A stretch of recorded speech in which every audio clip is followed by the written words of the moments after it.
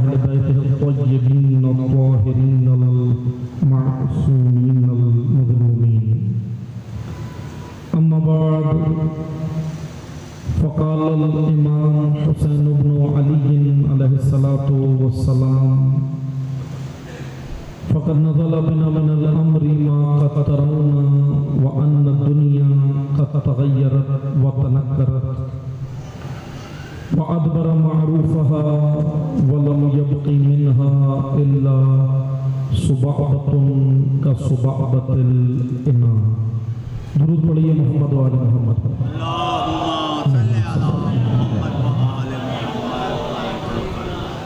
تمام حاضرین اپنی حفظ و سلامتی کے لیے، مملکت پاکستان کے استحکام کے لیے، مقامات مقدسہ کی حفاظت کے لیے، علماء حق کی حفاظت کے لیے، حاضرین کی شرعی حاجات کی بجاوری کے لیے، بیماروں کی شفا کے لیے، بے گناہ اسیروں کی رہائی کے لیے، شرکائے مجلس اور بانیان مجلس کی توفیقات خیر میں اضافے کے لیے، تمام بیماروں کی شفا کے لیے، تمام حاجت مندوں کی حاجت روائی کے لیے، ظالمین کی نابودی کے لیے، مظلومین کی شجاعت استقامت اور کامیابی کے لیے، زائرین ابا عبداللہ کی حفاظت کے لیے، عزاداروں کی مساجد و امام بارگاہوں کی عزاخانوں کی سلامتی کے لیے اور امام عصر کے ظہور میں تعجیل کے لیے ایک بار بلندتر محمدی صلوات پڑھیے.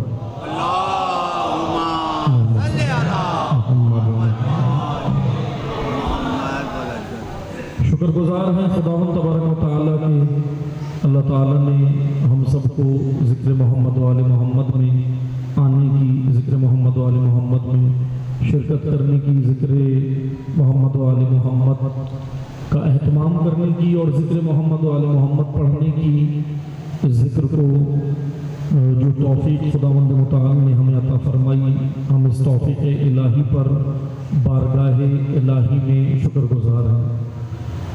موضوع گفتگو الحمدللہ خداوند متعال کے لطف و کرم سے آپ کی خدمت میں جو بیان ہو رہا ہے، قیام حسینی اور عزاداری ہے یا مقصد عزاداری ہے جو آپ کی خدمت میں بیان ہو رہا ہے. جیسا کہ میں نے گزشتہ مجالس میں آپ کی خدمت میں چند چیزیں بیان کی، میں مختصر سا صرف کل جہاں سے گفتگو ہم نے چھوڑی تھی وہیں سے انشاءاللہ آغاز کریں گے. آج میں مختصر سا صرف، کیونکہ جو کل موجود نہیں تھے ان کے لیے ایک مختصر سا صرف تمہیداً میں اشارہ کروں گا. جو گزشتہ شب آپ کی خدمت میں بیان کیا تھا وہ ہم نے تاریخ کے حوالے سے سید الشہداء کا قیام بیان کیا تھا کہ جس وقت امام حسین علیہ السلام نے مدینہ چھوڑا ہے، کیا کون شخصیات مدینہ کے اندر موجود تھی، اور صحابہ بھی موجود تھے، جید صحابہ موجود تھے، لیکن صرف یزید کی بیعت کا انکار صرف امام حسین نے کیا. باقی لوگوں نے خاموشی اختیار کی. بعض نے انکار تو کیا، جیسے کہ ایک شخصیت گزشتہ شب میں آپ کی خدمت میں بیان کر چکا ہوں، وہ عبداللہ ابن زبیر ہے. ابن زبیر نے بھی بیعت کا انکار تو کیا، لیکن نیت اور ارادے میں فرق تھا. انہوں نے ابن زبیر نے جو یزید کی بیعت کا انکار کیا، انہوں نے امام حسین کا ساتھ بھی نہیں دیا. انکار تو کیا ادھر، لیکن امام حسین کے ساتھ کربلا نہیں آئے، مکہ میں رہے. بہرحال ان کا میں کل کی مجلس میں آپ کی خدمت میں پڑھ چکا ہوں. اب دو بڑی شخصیات مدینہ میں رہ جاتی ہیں، ایک عبداللہ ابن عباس ہیں اور ایک عبداللہ ابن عمر ہیں. یہ دونوں بڑی شخصیات ہیں تاریخ اسلام کی. عبداللہ ابن عباس یہ وہ شخصیت ہے کہ جنہوں نے ایک معتبر شخصیت ہے تاریخ اسلام میں، اور شیعہ سنی دونوں کے نزدیک معتبر ہے، جن سے روایات بھی نقل ہوئی ہیں، محدث ہیں اور قابل احترام شخصیتیں ہیں. لیکن اور ایسا نہیں ہے کہ امام حسین سے کہ مخلص نہیں تھے، مخلص تھے. ابن زبیر کا میں نے جو کل کردار پڑھا، عبداللہ ابن زبیر امام حسین سے مخلص نہیں تھے، ظاہر یہ کر رہے تھے کہ مخلص ہیں. تاریخ جو کہتی ہے انہوں نے اظہار یہ کیا کہ وہ مخلص ہیں، لیکن امام حسین کے ساتھ وہ مخلص نہیں تھے. لیکن عبداللہ ابن عباس اور عبداللہ ابن زبیر میں بہت فرق ہے. عبداللہ ابن عباس ایک بڑی شخصیت ہے، ان کا کردار شروع سے امیر المومنین کے ساتھ بھی رہا، رسول اللہ کے ساتھ بھی رہا. لیکن عزیزان محترم، اخلاص پہلی شرط ہے. اخلاص پہلی شرط ہے، خلوص پہلی شرط ہے عمل کے لیے، کیونکہ خداوند تبارک و تعالیٰ اعمال جو قبول کرے گا اس کا معیار ہی اخلاص ہے. اخلاص ہے نا معیار. اچھا، اخلاص کے مقابلے میں کیا چیز ہے؟ توجہ سے سنیے گا. اخلاص کے مقابلے میں ہے ریاکاری، دکھاوا. ریاکاری کس کو کہتے ہیں؟ دکھاوا. لیکن اخلاص شرط رکھی ہے خداوند تبارک و تعالیٰ نے اعمال کو قبول کرنے کی، انسانی اعمال. اب توجہ سے سنیں، اخلاص تھا عبداللہ ابن عباس کی شخصیت میں، خلوص تھا، اخلاص تھا. امام حسین سے مکہ میں انہوں نے ملاقات کی، آئے، لیکن امام کو مشورہ دیا اور امام کو کہا کہ آپ یمن چلے جائیں اور کچھ عرصے کے لیے خاموش ہو جائیں. یعنی جب معاملہ رفع دفع ہو جائے، یعنی جب یہ جو سیاسی معاملات ابھی اتنے گرم ہیں، یزید بھی آپ کی بیعت کا بار بار آپ سے بیعت کا مطالبہ کر رہا ہے، اگر آپ خاموش ہو جائیں گے تو یزید بھی پھر مطالبہ نہیں کرے گا. ان کا مشورہ اس طرح تھا. اب ان کے جواب میں امام حسین نے کیا مشورہ دیا؟ توجہ سے سنیے گا، میں جو آپ کو نقطہ دینا چاہ رہا ہوں. دیکھیں، تاریخ اسلام میں بڑی بڑی شخصیات سب قابل احترام ہیں، ہم سب کا احترام کرتے ہیں، لیکن خدا نے ہر شخصیت کو فالو کرنے کا حکم نہیں دیا. احترام سب کا کرے، پیچھے حسین ابن علی کے چلتے. کیا کہنا ہے؟ سبحان اللہ. پیروی حسین ابن علی کی، کیونکہ حسین امام ہے، حسین رہبر ہیں، حسین پیشوا ہیں، حسین قائد ہیں، حسین رہنما ہیں. اور یاد رکھیں، جس دور میں بھی اگر حسینی بن کے جیو گے تو یاد رکھو امام حسین نے وہ طریقہ سکھایا ہے کہ حسینی بن کے جینا. ہاں بہرحال جیسے بھی آگے پڑھ رہے تھے کہ واقعاً ہم زبان سے تو دعویٰ کرتے ہیں، لیکن عملی طور پر حسینی بننا آسان نہیں ہے. آسان نہیں ہے. اس کے لیے اسٹرگل ہوتی ہے، کوشش ہوتی ہے، جدوجہد ہوتی ہے. بس توجہ سے سنیں، شخصیات بڑی بڑی ہیں تاریخ اسلام میں. عبداللہ ابن عباس ہیں، عبداللہ ابن عمر ہیں، عبداللہ ابن زبیر ہیں، اسی طرح اور کئی شخصیات مدینہ میں موجود تھی. لیکن اللہ نے فالو کرنے کا حکم کسے دیا؟ ائمہ معصومین. ان کو ہم نے فالو کرنا ہے. بے حرمتی کسی کی نہیں کرنی، بے حرمتی نہیں کرنی شخصیات، لیکن پیروی ان کی کرنی ہے. اب توجہ سے سنیں، اخلاص ان کے اندر تھا. انہوں نے امام حسین کو مشورہ دیا کہ مولا آپ نہ جائیں، اور کم از کم جب انہوں نے دیکھا نا کہ امام اپنے ارادے میں اٹل ہیں، تو پھر انہوں نے کہا کہ اچھا آپ جا رہے ہیں تو کم از کم خواتین کو نہ لے جائیں، بچوں کو نہ لے جائیں. اب اپنے تحت انہوں نے جو حالات اور سیاسی معاملات جو تھے، انہوں نے خود جو ججمنٹ کی تھی اپنے تحت انہوں نے امام حسین سے بتایا. لیکن توجہ سے سنیں، امام حسین نے ان کو کیا جواب دیا؟ وہ بہت اہم جواب ہے. امام کا جواب سنیے گا، میں امام کا خطبے سے وہ جواب آپ کو بتا رہا ہوں. اور یہ جواب صرف عبداللہ ابن عباس کو نہیں، تا قیامت آنے والی ہر اس نسل کو ہے جو حسین کو مشورہ دے مگر اطاعت نہ کرے. کیونکہ ایک چیز یاد رکھیں، مشیر اور مطیع. امام حسین کو مشیر بہت ملے، پورے راستے میں مشیر ملے. مدینہ سے جب امام نکلے مشیر ملے، یہ مشورہ، وہ مشورہ، یہ مشورہ. لیکن مطیع کتنے ملے، اطاعت گزار کتنے ملے؟ وہ فقط جو کربلا آئے وہ نظر آتا. 72 کے قریب یا 100 کے قریب، اتنی ہے نا تعداد. مختلف روایات میں جو ذکر ہوئی، مشہور 72 ہے، مشہور 70 75 72 ہے. لیکن بہرحال یہ بھی ایک موضوع ہے، لیکن ابھی میں اس کو نہیں چھیڑنا چاہتا کہ بھئی اصل تعداد کیا ہے شہداء کی. کیونکہ یہ یاد رکھیں، شہدائے کربلا کی تعداد اور ہے، لشکر حسینی کی تعداد اور ہے. فوج جو امام کے ساتھ جو فوج تھی نا، جو لڑنے آئی تھی امام کے ساتھ، جو فوج تھی جنہوں نے میدان میں لڑا ہے، جہاد کیا ہے، ان کی تعداد 72 اور 75 ہے، ان کی تعداد. لیکن شہداء کی تعداد 100 سے اوپر ہے. اب وہ بہرحال مختلف روایات مقاتل میں کہ کس کس طرح شہید ہوئے، بچوں کی بھی شہادتیں ملتی ہیں. اور اس طرح جب ہم شہداء کو کاؤنٹ کرتے ہیں، کاؤنٹنگ میں لے کر آتے ہیں، گنتی کرتے ہیں، تو مسلم ابن عقیل بھی شہداء کربلا میں، اور سلیمان ابن رزین بھی ہیں۔ اب یہ سلیمان ابن رزین کون؟ سلیمان ابن رزین پہلا سفیر حسین ہے، یہ یاد رکھیں۔ ابھی ہمارے ذہن میں کیا ہے؟ یہ سفیر حسین مسلم ابن عقیل ہے، بے شک وہ ہیں، لیکن کوفہ کی زمین پر امام نے مسلم کو بھیجا تھا اور بصرہ کی زمین پر سلیمان ابن رزین کو بھیجا تھا۔ کربلا کی راہ کا پہلا شہید سلیمان ابن رزین ہے اور دوسرے مسلم ابن عقیل ہیں، یعنی حضرت مسلم کی شہادت بعد میں ہوئی ہے، پہلے بصرہ میں سلیمان ابن رزین کی شہادت ہوئی ہے۔ یعنی امام نے 2 زمینوں پر نمائندے بھیجے، 2 زمینوں پر سفیر بھیجے، 2 زمینوں پر نائب بھیجے، قاصد نہیں نائب۔ قاصد اور نائب میں فرق ہوتا ہے۔ بہت ساری زمینوں میں امام نے قاصد بھیجے، قاصد پوسٹ مین کی طرح ہوتا ہے، خط لاتا ہے، دیتا ہے، چلا جاتا ہے، لیکن نائب، سفیر اور نمائندہ وہ نہیں ہوتا جو خط دے کر چلا جائے۔ قاصد خط دے کر جاتا ہے، نمائندہ امام خط دینے کے بعد لوگوں کو عملی طور پر آل ابی سفیان سے کاٹ کر امامت و ولایت سے جوڑتا ہے۔ عملی کام نائب کرتا ہے، عملی کام قاصد نہیں کرتا۔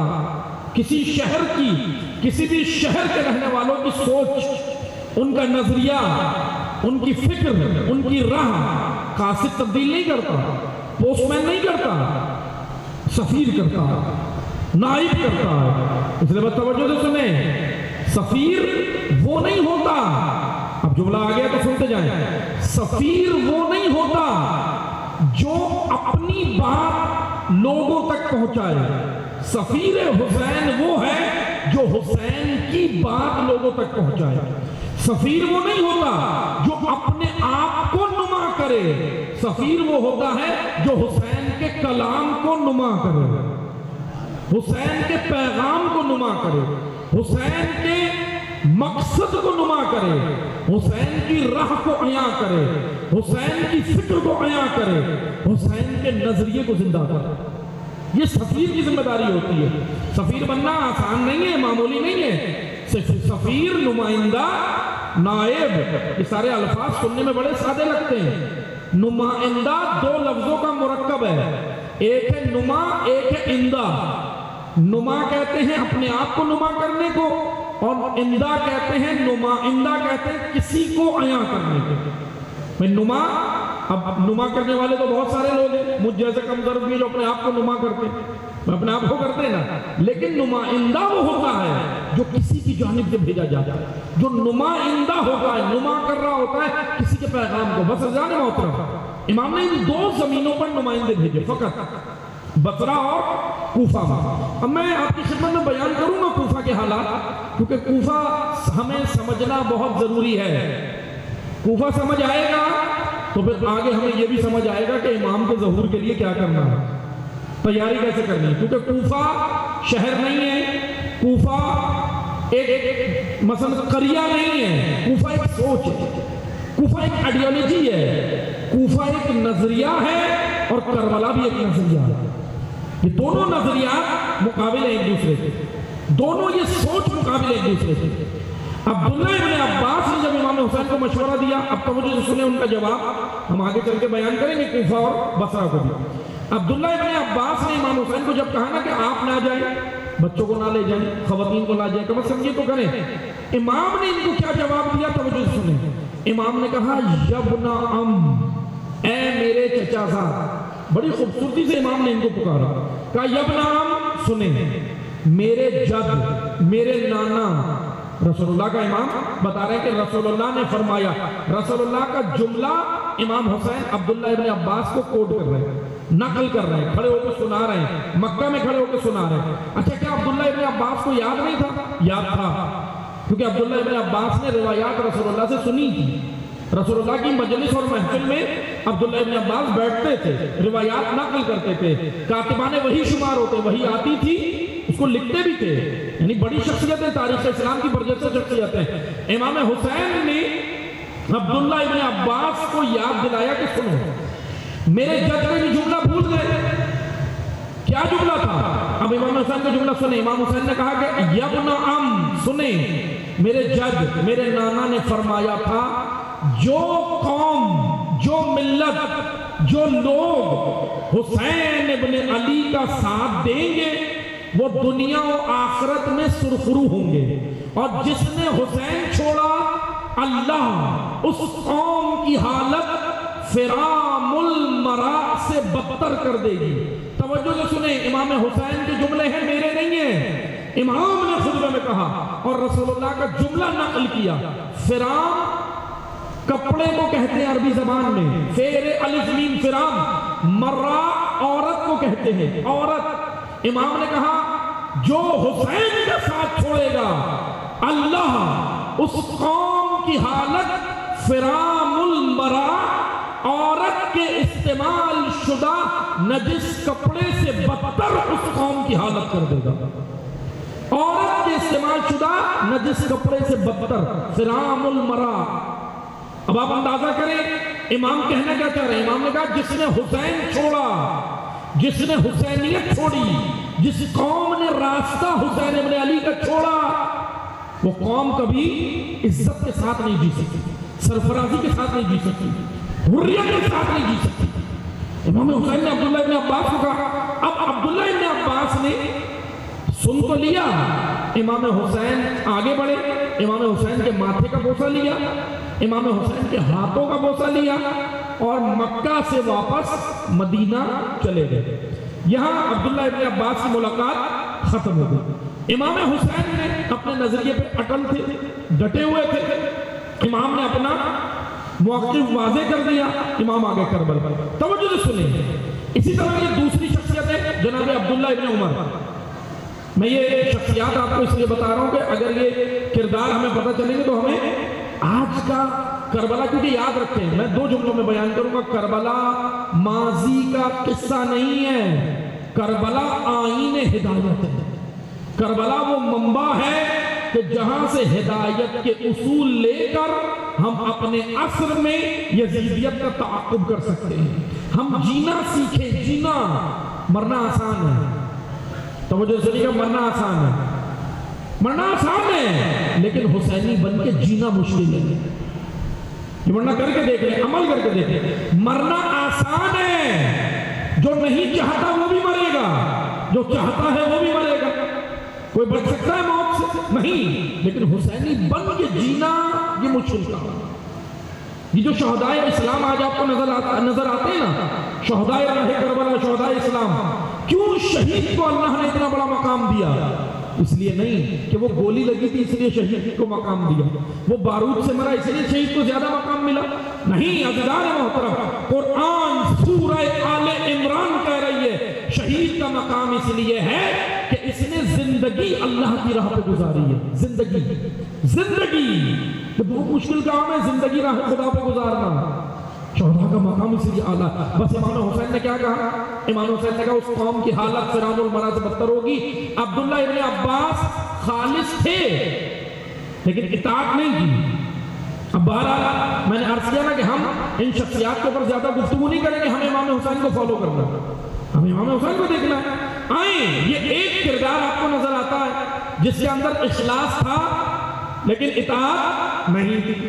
آئیں میں آپ کو کربلا کا ایسا کردار بتاؤں، اخلاص بھی ہے، اطاعت بھی ہے، مشورے نہیں دیتا، جہاں حسین کہے تلوار رکھ لو رکھتا ہے، جہاں حسین کہے تلوار اٹھانی ہے اٹھاتا ہے، جہاں حسین کہے خیام لگا دو لگاتا ہے، جہاں حسین کہے خیام ہٹا لو ہٹاتا ہے۔ اس مخلص اور مطیع حسین کا نام ابو الفضل العباس۔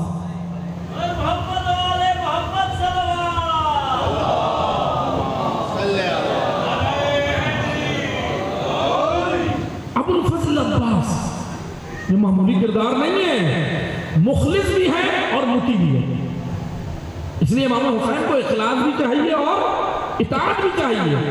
آئیں آ کر دیکھیں امام کے معاشرے کو کیا ہوا۔ امام نے کہا، میں وہ خطبہ دوبارہ آپ کی خدمت میں پڑھوں گا جو میں تلاوت کر رہا ہوں روزانہ۔ امام نے کیا کہا تھا؟ دین تمہارے ہاتھوں سے نکل گیا، الٹے برتن میں تلیے، الٹے برتن میں تلیے۔ اب یہ دین کا برتن سیدھا کیسے ہوگا؟ اس کے لیے قربانی دینی ہوگی، اس کے لیے راہ خدا میں نکلنا ہوگا۔ اور امام حسین نے اپنا کام کر دیا۔ کر دیا نا امام نے اپنا کام، اور امام حسین سے بہتر کام کسی نے نہیں کیا تاریخ میں۔ اب توجہ سے سنیں، میں ذرا لاجک بتاؤں گا آپ کو۔ امام حسین اپنا کام کرے کیونکہ ہم نے قیام حسینی سے عزاداری تک آنا ہے نا۔ یہ عزاداری کیا ہے؟ عزاداری کس کا تسلسل ہے؟ عزاداری کیوں ہے؟ عزاداری کے آداب کیا ہیں؟ بس اگر بات آ گئی تو توجہ سے سنیے گا، میں یہ جوانوں اور بچوں کو ایک طالب علمانہ عرض کروں گا کہ آداب عزا اپنے بزرگوں سے سیکھیں، بزرگوں سے سیکھیں۔ آج ماشاءاللہ آپ ٹیکنالوجی میں آگے، بزرگوں سے آگے ہیں نا، علم میں بھی آگے۔ جیسے کہتے ہیں نا، بعض جوان کہتے ہیں ارے یہ بوڑھے افراد جو ہو گئے، بزرگ یہ ہمیں کیا بتائیں گے، یہ ان کو تو مطلب تعلیم بھی اتنی نہیں ہے۔ کہتے ہیں نا بھائی ٹھیک ہے، میں آپ کی بات مان لیتا ہوں، آپ ٹیکنالوجی میں بھی آگے، آپ عصری علوم میں، زمانے کے تقاضوں کے جتنے بھی علوم ہیں آپ آگے، اور ہونا بھی چاہیے، اچھی بات ہے، ہم مان لیتے ہیں۔ لیکن اے عزیز جوانوں، عزاداری میں آنے کا ادب اور عزاداری سے مخلص ہونا اپنے بزرگوں سے سیکھیں۔ دیکھیں آپ کس طرح بزرگان آتے تھے اور کس طرح انگلی پکڑ کر بچوں کو لاتے تھے۔ ابھی ہمارے آبا و اجداد یاد ہے نا، ابھی یہاں سب بیٹھے ہیں جتنے بھی 40 پلس ہیں، جن سب کو تو یاد ہی ہوگا، 40 پلس جتنے بھی ہیں، 40 سے اوپر۔ اب شرمائیے گا، میں ایج نہیں پوچھ رہا سر، کیونکہ خضاب بھی لگائے ہوئے ہیں، لیکن مسئلہ نہیں ہے۔ 40 پلس جتنے ہیں وہ جانتے ہیں، 40 سے اوپر جتنے وہ جانتے ہیں بزرگان کیسے لاتے تھے۔ لیکن توجہ سے سنیں، میں آپ سے بس یہ ایک طالب علم کی حیثیت سے ایک درخواست کروں گا، ایک میسج دوں گا کہ بچوں کو آپ بھی مجلس میں، مسجد میں، دونوں جگہ لایا کریں، ہاتھ پکڑ کے لائیں، بٹھائیں۔ اچھا ایک مسئلہ سب سے بڑا یہ آتا ہے، کہتے ہیں ارے بچہ ہے، بیٹھتا نہیں ہے، تنگ کرتا ہے، یہ کرتا ہے۔ اب آپ توجہ سے سنیں، وہ بچہ ہے، بچانہ حرکت تو کرے گا، آپ اس سے کیا تقاضا کریں وہ 50 سال کے بزرگ کی طرح بردباری سے بیٹھے؟ نہیں بیٹھے گا۔ ہاں اس کو بٹھانے کے طریقے ہیں، وہ آپ جانتے ہیں بہتر، آپ بہتر جانتے ہیں۔ ممکن ہے آپ میں سے کچھ یہاں موٹیویشنل اسپیکر بھی بیٹھے ہوں، جو موٹیویشنل اسپیکر ہوتے ہیں، جو اسپیکر آپ بھی جانتے ہیں، تربیت کے قوانین بھی جانتے ہیں، تو اس کو بٹھانے کے طریقے ہیں۔ لیکن بچوں کو ضرور لائیں، مجلس میں لائیں، عزاداری میں لائیں، ہاتھ پکڑ کر لائیں، کیونکہ توجہ سے سنیے گا، میں ایک دشمن جو پلاننگ کر چکا ہے عزاداری کے خلاف، وہ میں آپ کو بتاؤں، بم بلاسٹ سے آپ نہیں ختم ہو رہے، گولیوں سے نہیں ختم ہو رہے، 12 مارو 12,000 نکل آتے ہیں۔ کریں کیا؟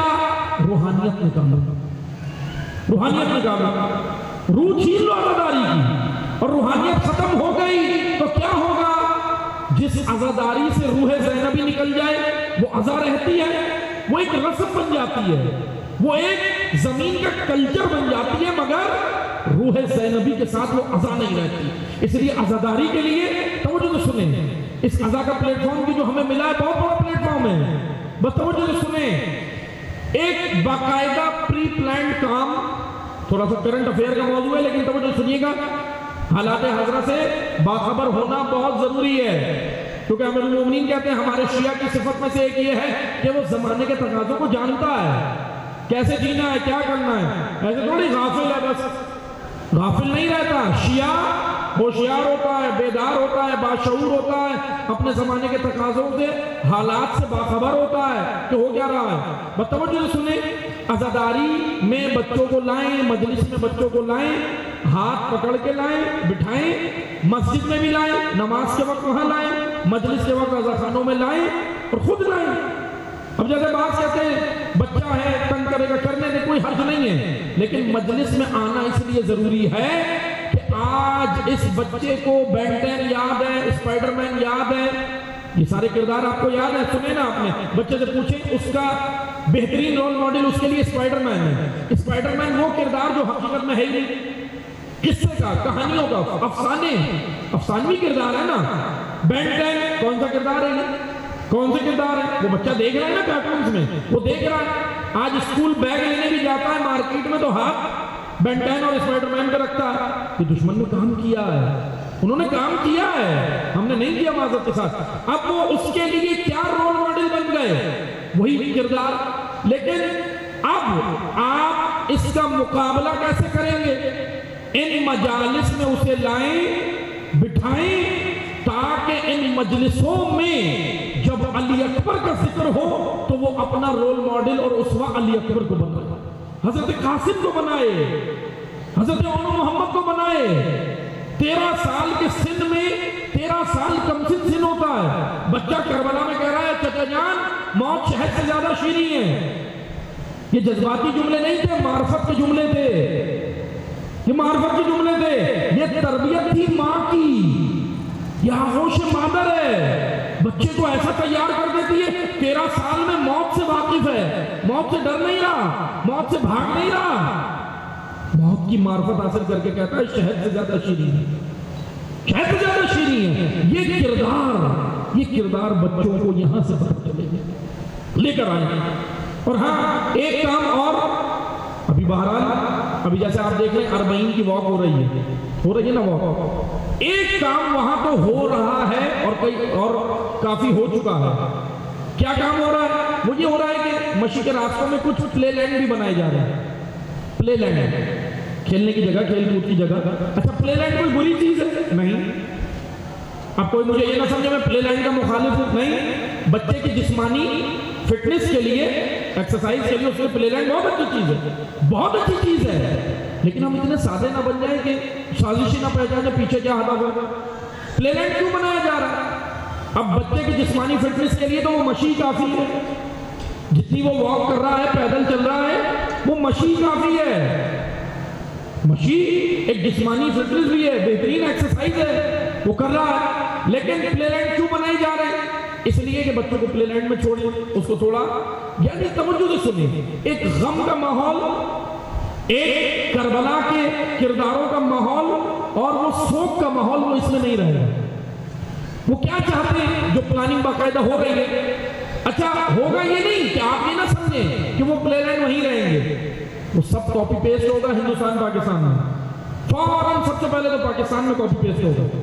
دین نہیں ہوتا، معذرت کے ساتھ ہم دین نہیں لیتے، لیکن وہاں کچھ بھی اگر کوئی رسم ہو جائے فوراً لے لیتے. یہ ایک مشکل ہے. اور پھر کہتے کیا ہے؟ اچھا اگر کسی کو بولو بھائی خدا نے یہ فرمایا، رسول اللہ نے یہ فرمایا، نہج البلاغہ میں یہ ہے، ائمہ کے اقوال میں یہ ہے، اگر کچھ کہو تو کہتے ہیں آپ یہ کہہ رہے ہیں لیکن وہاں بھی تو یہ ہو رہا ہے. دلیل کیا ہے؟ یہ دلیل تو نہیں ہے. اگر کسی زمین پر کوئی کام ہو رہا ہے تو کیا وہ یہ دلیل ہے کہ وہ کام درست ہے؟ اس کو کام کو پرکھنے کے لیے معیار قرآن و اہل بیت ہے. کسی بھی زمین پر کوئی بھی کام ہو اس کو پرکھنے کے لیے معیار قرآن و اہل بیت ہے. اب آپ کیا سمجھتے ہیں وہاں یہ کام ہو رہا ہے تو وہیں رہے گا؟ نہیں، یہ کاپی پیسٹ ہوگا. کہاں کاپی پیسٹ ہوگا؟ این ممکن ہے یہ کام امام بارگاہوں میں شروع ہو جائے کہ امام بارگاہوں میں ایک جگہ مختص کی جائے. اب احتمال ہے ہمارا، ایک پیشن گوئی ہے، لیکن اس سے ہوشیار ہو. کیا ہوگا؟ این ممکن یہ کام امام بارگاہوں میں ہو کہ ایک پلے لینڈ کی جگہ مختص کی جائے گی اور ماں باپ آئیں گے مجلس میں، بچہ جائے گا پلے لینڈ میں. باپ آئے گا مسجد میں نماز پڑھنے، بچے کو تھوڑی دیر کے لیے پلے لینڈ میں چھوڑ دیں. جیسے آپ ریسٹورنٹ میں جاتے ہیں نا کھانے کے لیے، تو آپ کو بہترین سروس دی جاتی ہے. کیا سروس دی جاتی ہے؟ کہ دیکھیں سروس کے لیے ویٹر آگے آتا ہے، کہتا ہے سر آپ کھانے میں مثلا بچے ڈسٹرب کرتے ہیں نا، کھاتے بھی نہیں ہیں، تو ماں باپ بیٹھ کے ڈسکشن کریں، بات چیت کریں، بچے کو تھوڑی دیر کے لیے پلے لینڈ میں چھوڑ دیں. اب یہ پلے لینڈ وہاں تو صحیح ہے، چلیں ریسٹورنٹ میں صحیح ہے، لیکن کیا عبادت خانوں کے ساتھ عبادت کے وقت، اچھا عبادت خانوں کے ساتھ بنانے میں بھی حرج نہیں ہے، لیکن عبادت کے وقت پلے لینڈ میں بچے کو بھیجنا، یہ اس کو سمجھیں جو میں نقطہ آپ کو دینا چاہ رہا ہوں. نماز کے وقت نماز، عزاداری کے وقت عزاداری، لیکن اگر اس ٹائمنگ میں آپ کے بچے کو لے جائیں گے کیا پلے لینڈ میں تو کیا ہوگا؟ یہ مجلس کب سنے گا؟ یہ نماز کیسے سیکھے گا؟ یہ بچہ جب تک مسجد میں آ کر تسبیح سے جگہ سے کھیلے گا نہیں، یہ نمازی نہیں بنے گا، یہ مومن نہیں بنے گا. ابھی معذرت کے ساتھ کہتے ہیں تسبیح سے کھیل رہا ہے اس جگہ سے، تو کھیلنے دیں. آیا اسی لیے مسجد میں تو آئے، بیٹھنا تو سیکھے. مسجد نہیں آئے گا تو کہاں جائے گا؟ امام بارگاہ نہیں آئے گا تو کہاں جائے گا؟ پھر باہر مگرمچھ اور بھیڑیوں کے منہ کھولے ہوئے ہیں، یہاں نہیں آئے گا تو وہاں جائے گا. اس لیے یہاں لائیں. بس میرا ایک ادنا طالب علم یہی پیغام دوں گا، بچوں کو لائیں، ہاتھ پکڑ کر لائیں، بٹھائیں، مجالس میں بٹھائیں. یہ اگرچہ آپ کو ظاہری لگ رہا ہے کھیل میں، کھیلتے نہیں، یہ سب سن رہے ہیں، سب ان کے دماغ میں جا رہا ہوتا ہے. مائنڈ سائنس نے جتنی بھی چیزیں بنائی ہیں، مائنڈ سائنس سے اب سب واقف ہے. مائنڈ سائنس نے سارا بچوں کی نفسیات پڑھ کے بنائی ہے، حتیٰ کہ موبائل تک بچے کی سائیکی پڑھ کے بنایا، موبائل تک مائنڈ سائنس نے. اتنا کام ہو رہا ہے. آج مائنڈ سائنس کے غلام ہم بنے ہوئے ہیں. آج ایسٹرو فزکس کے ناسا کون ہے؟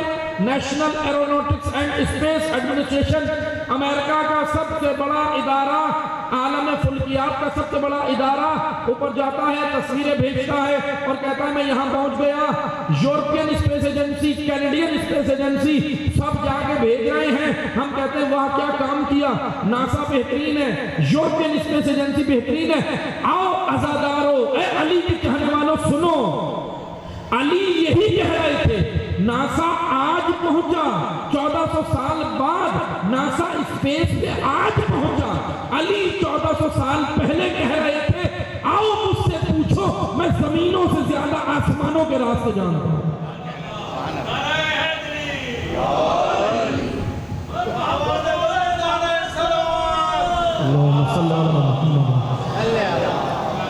آؤ میں زمینوں سے زیادہ آسمانوں کے راستے جانتا ہوں. پوچھنے والے احمق تھے، کہہ رہے تھے مولا میری داڑھی میں بال کتنے ہیں. یہ مجمع تھا. مولا علی یہی تو کہتے تھے جیسا میں عالم ہوں ایسا سوال کرنے والا نہیں ملا. مجمع کہہ رہا مولا میری داڑھی میں بال کتنے ہیں، آج بتائیں میں کھاؤں گا کیا، کس کرمٹ میں سوؤں گا. علی نے بولا دہائی ہے دہائی. امیر المومنین نے بولا یہ کیا ملے مجھے. لبنان کے عیسائی عالم تھے، توجہ سے سنے بات آ گئی میں کرتا چلوں. لبنان کے عیسائی عالم تھے، اب وہ غالباً شاید دنیا میں ہے نہیں، مجھے نہیں معلوم. آج سے 15 سال پہلے کی بات ہے. لبنان کے کیپٹل بیروت کیپٹل ہے لبنان کا. عیسائی عالم نے بارگاہ علی میں عقیدت پیش کی. کہنے لگے اے کاش علی کے دور میں ہوتا. عیسائی تھے، مسلمان نہیں تھے. کہنے لگے اے کاش علی کے دور میں ہوتا. کہا آپ ہوتے تو کیا کرتے. کہا میں یہ تھوڑی پوچھتا داڑھی میں بال کتنے، پگڑی میں پیچ کتنے. میں پوچھتا علی یہ بتاؤ یہاں سے چاند تک کا راستہ کون سا ہے، زہرہ تک کا راستہ کون سا ہے، مریخ تک کا راستہ کون سا ہے، عطارد تک کا راستہ کون سا ہے، مشتری تک کا راستہ کون سا ہے. ان کے جواب میں ایران کے شیعہ عالم نے کہا کہ نہ بھائی علی یہ نہیں کہہ رہے تھے یہاں سے آسمان، یہاں سے چاند تک کا راستہ پوچھو. چاند تک کے راستے تو انسان عقل سے پہنچ گیا. علی یہ کہہ رہے تھے آؤ مجھ سے یہاں سے خدا تک کے راستے پوچھ لو. میں تمہیں خدا کی معرفت کرانے آیا ہوں. خدا تک کے راستے سے مراد میں نمائندہ الہی ہوں، میں خدا کی معرفت کرانے آیا ہوں، آؤ مجھ سے پوچھو. اسی لیے مولا نے کہا اے مومن، حکمت مومن کی گمشدہ چیز ہے، کافر کے پاس سے بھی ملے تو لے لو تمہاری ہے. حکمت کیا ہے؟ اب وہ حکیم نہیں جو پنساری صاحب علاج کرتے ہیں، وہ نہیں. پنساری جو علاج کرتا ہے اس کی وہ حکمت نہیں. قرآن نے جو حکمت بیان کی وہ اور ہے. اردو میں حکمت اور ہے، عربی حکمت اور ہے. حکمت سے مراد علوم، حکمت سے مراد یہ آج کے تمام عصری علوم، ٹیکنالوجی، آرٹیفیشل انٹیلیجنس. یہ جوانان بیٹھے یہ میسج لیتے جائیں، توجہ سے سنیں. آج یہ میدان آپ کا ہے. امام کے ظہور کے لیے، زمینہ سازی کے لیے آپ کو سب سے بڑا کام جو کرنا ہے علم کے میدان میں آگے آنا ہے. میرے لیے نہیں، اپنے لیے نہیں، اپنی نوکری کے لیے بھی نہیں، اپنے امام کے لیے. اس تقاضے ظہور کے آپ کیا سمجھتے ہیں؟ ظہور کیسے ہوگا مجھے بتائیں. میں توجہ سنیے گا، بات آگے یہ کرتا چلوں. ظہور کیسے ہوگا؟ ابھی تک تو نہیں ہوا. تقاضے پورے کرنے سے ظہور ہوتا ہے، علامتوں سے نہیں. علامت اور ہے، تقاضے اور ہے. چلے میں مثال دیتا ہوں. آپ مجلس اعضاء میں آئے ہیں، کیا تقاضا ہے مجلس کا؟ فرش اعضاء ہو، عزاخانہ ہو، ممبر ہو، پڑھنے والا ہو، سننے والے ہو، بولنے کے لیے اسپیکر بھی ہو. یہ تقاضے ہیں نا، تقاضے ہیں نا، لوازمات ہے. تقاضے پورے نہ ہو مجلس برپا ہوگی نہیں ہوگی. مجلس کے لیے تقاضے مجلس پورے کرنے. چلے میں آپ کو اور آسان مثال دیتا ہوں، توجہ سے سنیے گا. آسان مثال ہے کہ ظہور کے لیے ہم نے تقاضے کیسے پورے کرنے ہیں. ایک تو ہم پاکستانیوں کی مشکل یہ ہے ظہور کے لیے نگاہ کبھی یمن پہ رکھتے، کبھی ایران پہ، کبھی عراق پہ، کبھی سیریا پہ. توجہ سے سنیں، وہ تو تیار ہو جائیں گے، نگاہ یہاں کیوں نہیں رکھتے؟ پھر نگاہ یہاں رکھنی ہے کہ میں نے کیا کرنا ہے. امام آئیں گے، امام کی حکومت پوری زمین پر ہوگی نا. عقیدہ ہے، ایمان ہے، تو کیا پاکستان روئے زمین پہ نہیں ہے؟ پاکستان پہ بھی تو امام کی حکومت ہوگی یا نہیں؟ انشاءاللہ ہوگی امام کی. تو اس حکومت الہی کے لیے کیا کرنا ہے میں نے اور آپ نے؟ کچھ تقاضا تو ہوگا. آئیں میں آپ کو ایک مثال دیتا ہوں. علامتیں نہیں، علامتیں کئی پوری ہو گئی جو روایات میں، اور عین ممکن ہے کئی علامتیں پوری ہو جائیں ظہور نہ ہو. ظہور کے لیے شرائط اور تقاضے ہیں. میں آپ کو ایک شرط بتاتا ہوں، بڑی لاجیکلی شرط ہے، توجہ سنیے گا مثال کے ذریعے. فرض کریں مجھے یہاں آپ کے علاقے میں مجلس پڑھنے آنا ہے، ٹھیک ہے، میں کسی اور علاقے سے آ رہا ہوں، آپ کے علاقے میں آنا ہے، بلاک 20 میں، انچولی میں بلاک 20 میں مجھے آپ کے یہاں ایف بی ایریا میں مجلس پڑھنے آنا ہے، ٹھیک ہے. آپ نے مجھے فون پہ بولا کہ مولانا صاحب آئیں، ہم نے دعوت قبول کی، مجلس لیا ہے. توجہ سنیے گا. اب جیسے میں بلاک 20 کے اندر آنے لگا نا، دشمنان اذان نے رکاوٹیں کھڑی کر دی. دشمنان اذان، عزاداری کے دشمنوں نے رکاوٹیں کھڑی کر دی. انہوں نے یہ چاہا کہ مولوی نہ پہنچے، خطیب نہ پہنچے، مجلس نہ ہو. اب دشمن اذان تو چاہتا ہے نا بھائی مجلس نہ ہو، عزاداری نہ ہو، ختم ہو جائے. بلاک 20 میں اندر داخل ہونے سے پہلے دشمن نے رکاوٹیں کھڑی کر دی. آپ کیا کریں؟ آپ دشمن کی رکاوٹوں پہ پرواہ نہ کریں، فون پہ مجھے کہیں الاجل یا مولانا، الاجل یا مولانا، خوب گل گلائیں، خوب روئیں. توجہ ہے نا آپ کی؟ توجہ سنیے گا، میں نقطہ جہاں لے کے جا رہا ہوں. آپ فون پہ کہتے ہیں اللہ جل اللہ جل اللہ جل. میں کیا کہوں گا کہ اللہ کے بندے، علاقہ تمہارا ہے، تقاضے تم نے پورے کرنے ہیں، یہ جتنے بیریئر لگے ہوئے ہیں، رکاوٹیں لگی ہوئی ہیں جو دشمن نے لگائی ہیں، اٹھ کر میدان میں آؤ، بیریئر اور رکاوٹیں ہٹاؤ، راستہ تم بناؤ، آؤں گا میں. توجہ بھئی راستہ تم بناؤ گے. اللہ نے یہ قانون رکھا ہے. امامت کا ظہور ایسے نہیں ہوگا کہ میں سمجھوں کہ میں کچھ نہ کروں پھر کیا ہوگا. چلے اگر میں کچھ نہ کروں اور خدا 12واں بھیج دے تو وہی ہوگا جو 11 کے ساتھ ہوگا. 11 کے ساتھ جو ہوا، کتنی خطرناک تاریخ ہے. کوئی کوفہ کی مسجد میں شہید ہوتا ہے، کوئی سولہوی کے مقام پہ کسی کی ران پہ تلوار ماری جاتی ہے، کسی کو کربلا میں شہید کیا جاتا ہے، کوئی 35 سال خوب روتا ہے. کتنی دردناک تاریخ امامت کی. کوئی 4000 شاگردوں کو درس دیتا ہے، صدیر کہتے ہیں مولا قیام کریں، امام صادق کہتے ہیں 17 شیعہ نہیں ہے کہ قیام کرو. کوئی 14 سال قید میں، اتنا مظلوم امام، بغداد کے پلے دجلہ پر لاشا رکھ دیا، اٹھانے والے نہیں تھے. سوال یہ بنتا ہے باب الحوائج سے حاجتیں جو لے رہے تھے وہ کہاں تھے؟ دشمن سے نہیں تقاضے کریں، دشمن پہ لانتان کر کے میں چلا جاؤں بس کہانی ختم. سوال یہ بنتا ہے دشمن طاقتور بنا کیسے؟ خاموش لوگوں کی وجہ سے. پھر کیا ہوا؟ ایک امام کو جس کا آج آپ دن منا رہے ہو، مدینہ سے گرفتار کر کے خراسان لے آئے. پورا مدینہ خاموش. امام رضا مظلوم، غریب الغربا. غریب کسے کہتے ہیں؟ اردو زبان میں غریب تو اسے کہتے ہیں جس کے پاس مال نہ ہو.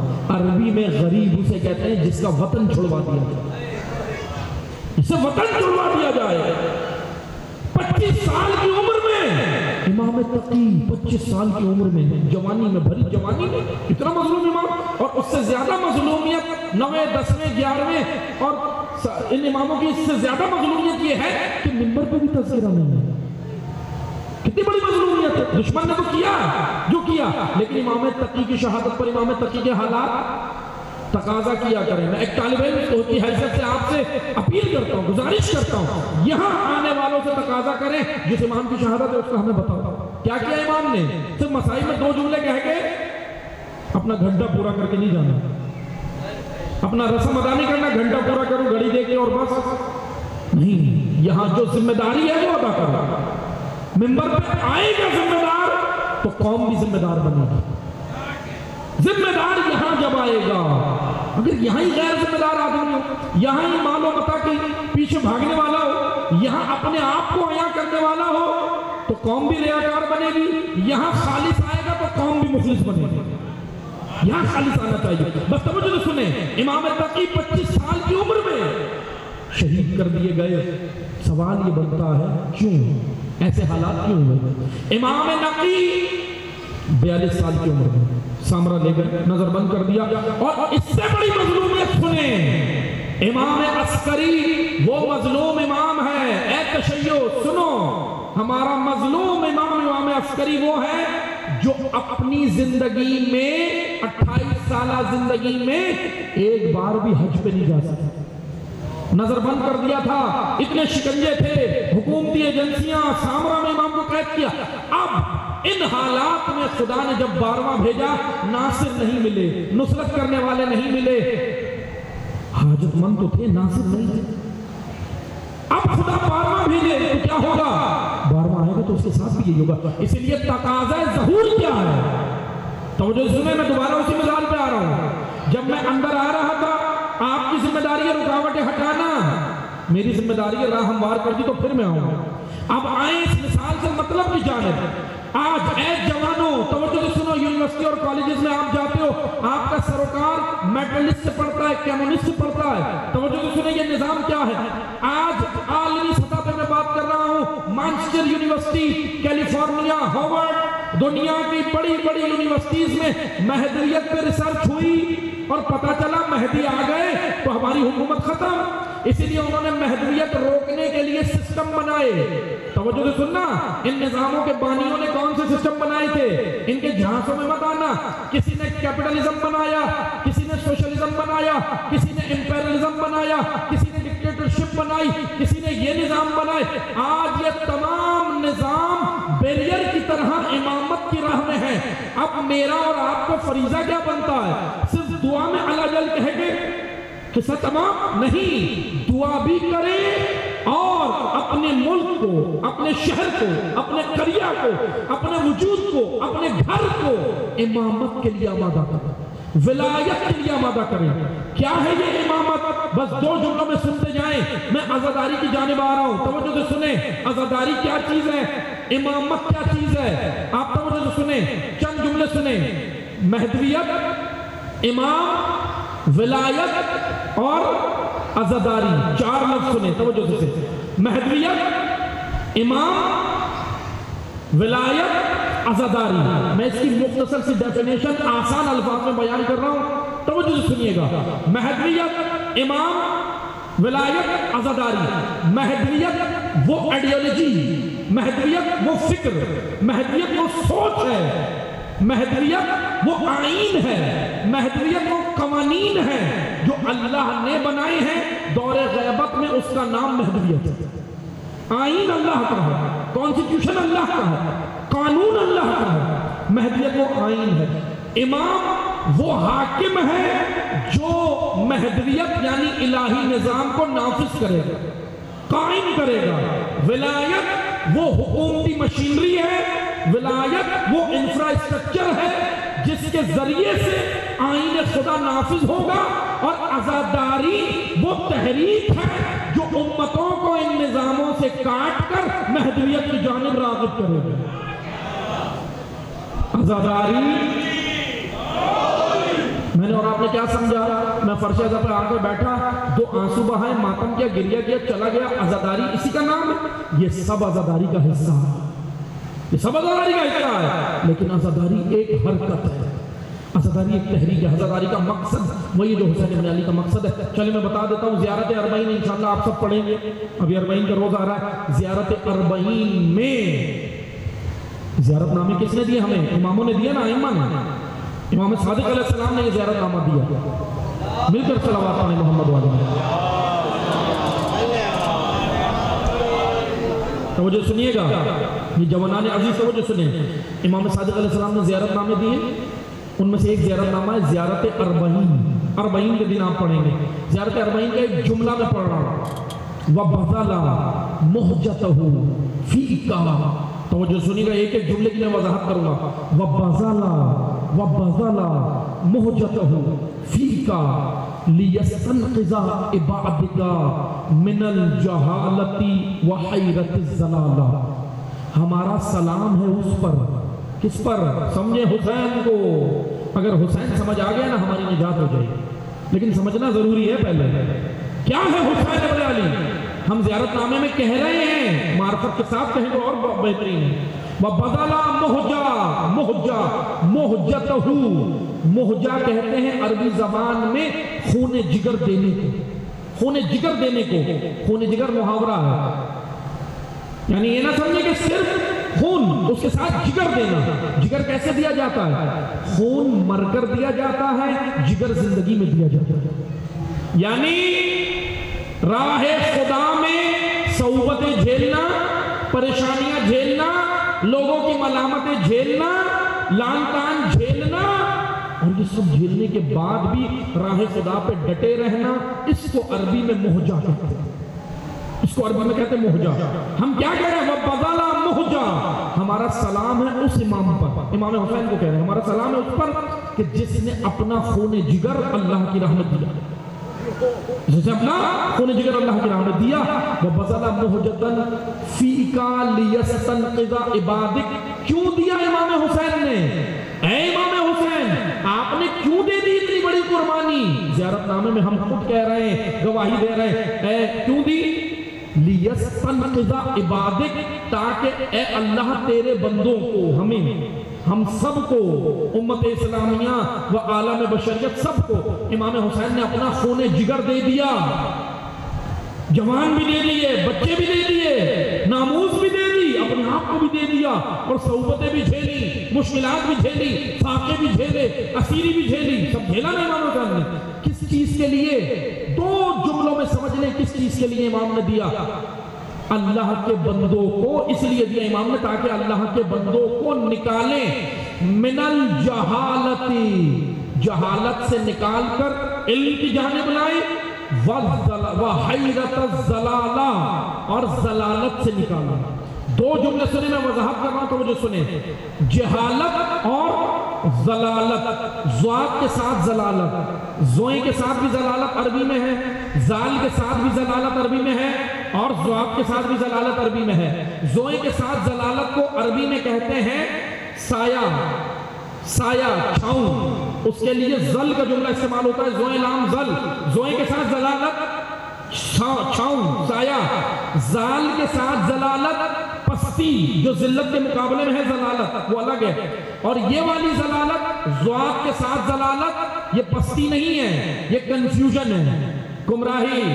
4-5 راستے جا رہے ہیں لیکن میں کنفیوز ہوں، مجھے پتہ ہی نہیں ہے کہاں جاؤں، حیرانگی، سرگردانی۔ اور اللہ نے اپنے جو عذاب قرآن کریم میں بیان کیے نا، توجہ سے سنیے گا، وہ جو محشر میں آخرت میں ملیں گے وہ عذاب الگ ہیں۔ خدا نے کہا دنیا میں جب ہم کسی قوم کو عذاب دیتے ہیں تو اس قوم کو کنفیوز کر دیتے ہیں، یعنی اس قوم کو سمجھ ہی نہیں آتا کس راہ پہ جاؤں، یہ بھی راستہ صحیح ہے، یہ بھی صحیح ہے، یہ بھی صحیح ہے، یہ بھی صحیح ہے، کنفیوز ہو جاتی ہیں وہ قومیں۔ حضرت موسیٰ کی قوم کنفیوز ہو گئی۔ یہ کنفیوژن اچھی چیز نہیں ہے، عذاب ہے، اللہ کا عذاب ہے۔ اب توجہ سے سنیں، عمر سعد کردار ہے بہت بڑا، ڈاماڈول تھا، چاہتا تھا کہ حسین کو بھی قتل نہ کروں اور حکومت بھی مل جائے، ڈاماڈول تھا، یہ کنفیوز تھا، کہہ رہا تھا حسین کا ساتھ دوں یا یزید کا، سمجھ نہیں رہا تھا۔ شروع سے عمر سعد ایسا نہیں تھا، پھر کیا ہوا؟ پھر اس کے بعد یہ زلالت کی جانب چلا گیا، بس توجہ سے سنیں، امام حسین نے کیا کام کیا، کہاں سے نکالنا ہے؟ ہم اس پر سلام بھیجتے ہیں زیارت اربعین میں، جس نے اپنا خون جگر دے کر لوگوں کو جہالت کے اندھیروں سے نکال کر علم میں لایا، اور زلالت سے نکال کر ہدایت میں لایا، زلالت سے نکال کر ہدایت میں لایا۔ یہی مقصد عزاداری ہے، یہی مقصد عزاداری ہے جو آپ اربعین کی زیارت میں پڑھ رہے ہیں۔ عزاداری کسی کے خلاف نہیں ہے، عزاداری کسی فرقے کے خلاف نہیں ہے، عزاداری ظالموں کے خلاف ہے، عزاداری غاصبوں کے خلاف ہے، عزاداری ظلم کے خلاف ہے۔ اب توجہ سنیں، جیسے کہ آج آپ دیکھ رہے ہیں نا، حالیہ صورتحال ہو رہی ہے، عزاداری کو روکنے کی بات کر رہے ہیں۔ اب جیسے ابھی ایک مسئلہ چل رہا ہے اربعین کا حکومت کے ساتھ، کہ نیشنل پارک کے مسائل ہیں، NOC اور دیگر چیزیں، بس یاد رکھیں، توجہ سے سنیں، عزا روکنے والوں کو ایک چھوٹا سا پیغام ہے، طالب علم اس لیے دے رہا ہوں کہ یاد رکھو کہ جو عزاداری روکنے کی باتیں کرتے ہو، کیا روک سکتے ہو؟ نہیں روک سکتے۔ اس کی وجہ کیا ہے؟ بھئی اس کی وجہ یہ ہے کہ عزاداری کا وعدہ اگر عوام نے کیا ہوتا تو روک لیتے، عزا کا وعدہ اللہ نے کیا ہے، اللہ نے کیا ہے، تم میرا ذکر کرو میں تمہارا ذکر کروں گا، یہ عزا نہیں روک سکتی۔ آئے اگر دیکھیں تاریخ میں جو عزا روکنے آئے، تاریخ میں آج عبرت بن گئے عزائے حسین بن علی جان۔ عزا جاری ہے، لیکن بس اس عزاداری کی حرمت کا خیال خود عزادار رکھے، اتنا موقع ہی نہ دے کہ کوئی اندر آ کر اتنی باتیں کرے کہ عزاداری کے اوپر، عزاداری کے بارے میں مختلف باتیں اندر سے ہوں یا باہر سے ہوں، اتنا موقع نہ دیں۔ کون دے رہا ہے یہ موقع؟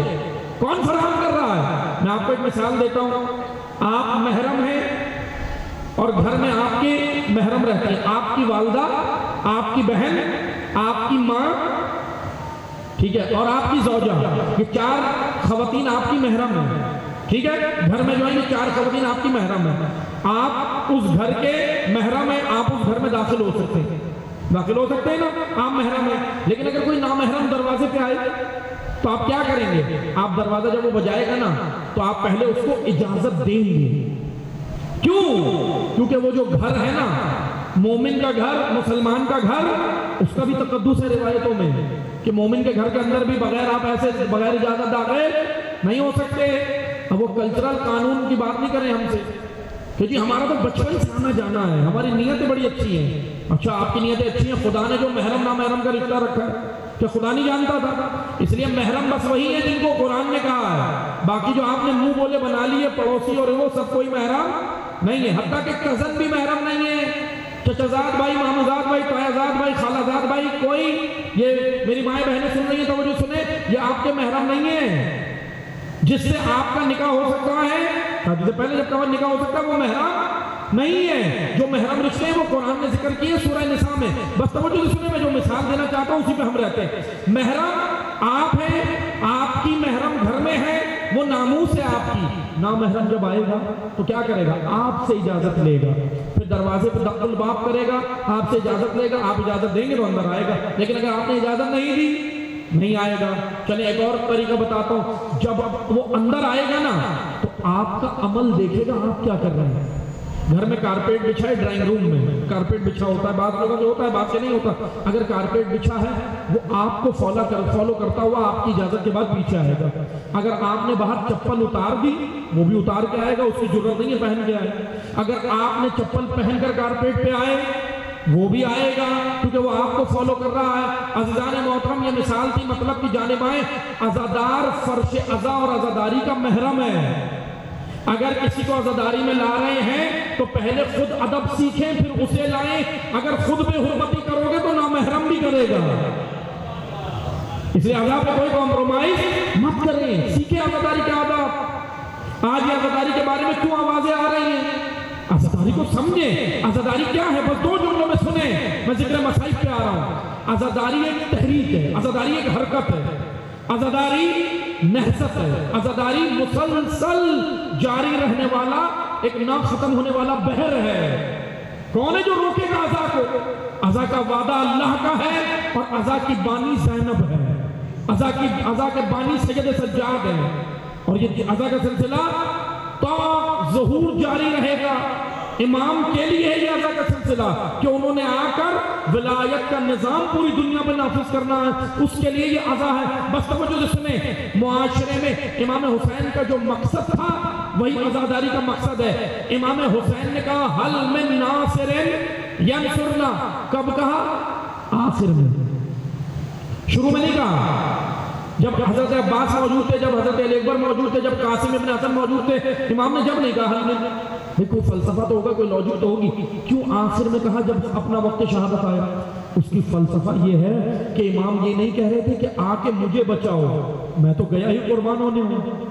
تو مجھے سنیے گا، امام یہ نہیں کہہ رہے تھے کہ مجھے ناصر چاہیے مجھے بچانے کے لیے، امام یہ بتانا چاہ رہے ہیں کہ اب میں نے یہاں تک دین کو بچایا، اب مجھے ناصر چاہیے اللہ کے دین کے لیے، تاکہ جب کوئی عقائد دین کے خراب کرے، جب کوئی انحرافات دین میں ڈالے، جب معاشرے میں عریانیت ہو، بے راہ روی ہو، امر بالمعروف و نہی عن المنکر کا پرچم لے کر میدان میں جو آئے گا وہ ناصر حسین ہوگا، اور وہ ناصر عزاداری میں تیار ہوں گے، اور اس ناصر حسین کو عزادار کہتے ہیں۔ عزادار ناصر حسین نصرت کرے گا۔ عزاداری غیرت پیدا کرتی ہے، عزاداری حریت پیدا کرتی ہے، عزاداری ایمان پیدا کرتی ہے، عزاداری بغض و کینہ و حسد کے بت توڑنے کی جگہ ہے۔ عزاداری عہد کی جگہ ہے. کس سے عہد کی جگہ ہے؟ علی کی بیٹی سے عہد کی جگہ ہے. عزاداری بجا لائیں. ایک ہمارا تو موضوع یہ ہے نا کہ عزاداری کا مقصد، لیکن ایک موضوع یہ بھی ہے ساتھ میں کہ عزاداری بجا کیسے لائیں. وہ طریقہ کار بھی سید سجاد نے بتایا.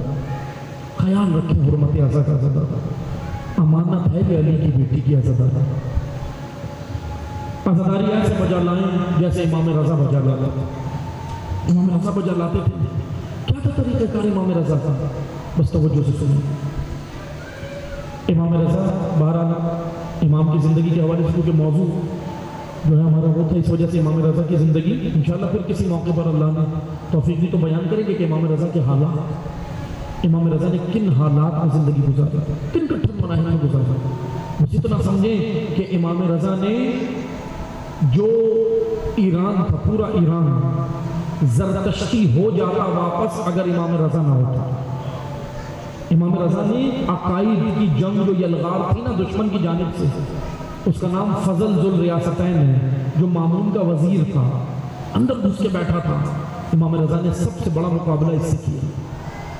اس نے عقائد پہ یلغار کی تھی. یہ چاہتا تھا کہ ایرانی واپس زرتشتی ہو جائے.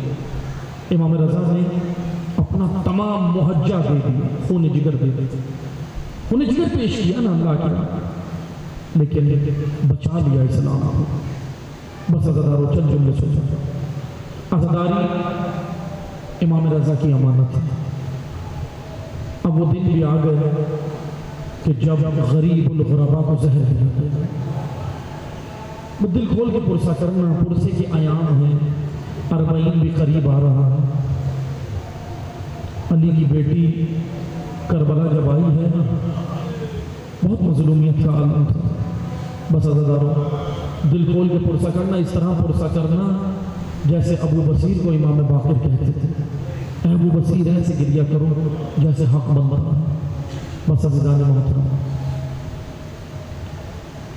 امام رضا کی جب شہادت کا وقت قریب آیا، اب جب امام کو زہر دے دیا گیا، امام بستر پر رہے. لیکن توجہ سے سننا، امام رضا کس پہ روتے تھے؟ جان تو کس پہ روتے تھے؟ وقت شہادت کے آخری ایام میں کس پہ رو رہے تھے؟ اپنے اوپر کیے گئے ظلم پہ نہیں، اسی پہ روتے تھے جس پہ سید سجاد روتے تھے. اجرکم اللہ. کس پہ روتے تھے سید سجاد؟ جب سید سجاد سے منحال نے آ کر کہا مولا کیوں روتے ہیں؟ شہادت میراث ہے، شہادت تو میراث ہے. امام نے کہا یہ بتا شہادت تو میراث ہے، میں شہادت پہ نہیں روتا، لیکن یہ بتا علی کی بیٹی کا بازار میں آنا بھی میراث ہے. اجرکم اللہ. الشام الشام الشام. عزادارو بلند آواز سے گریہ کرو. زہرا کو پرسہ دینے آئے ہو، امام زمانہ کو پرسہ دینے آئے ہو. کس امام کو پرسہ دینا ہے؟ اس امام کو پرسہ دینا ہے جو زیارت ناہیہ میں روتا ہے. کیا کہتا ہے وہ امام؟ کہتا ہے میرا سلام اس خشک گلے پر جس پر چھری بھی رک رک کے چلی.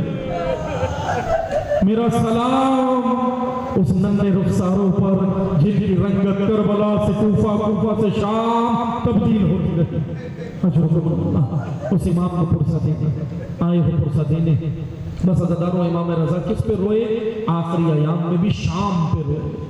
ناموس رسالت پہ گریہ کیا جب ناموس رسالت میدان ہے، جب اسیر ہو کر رہی. بس عزادارو امام کا جب وقت شہادت آیا، امام کو زہر دے دیا گیا.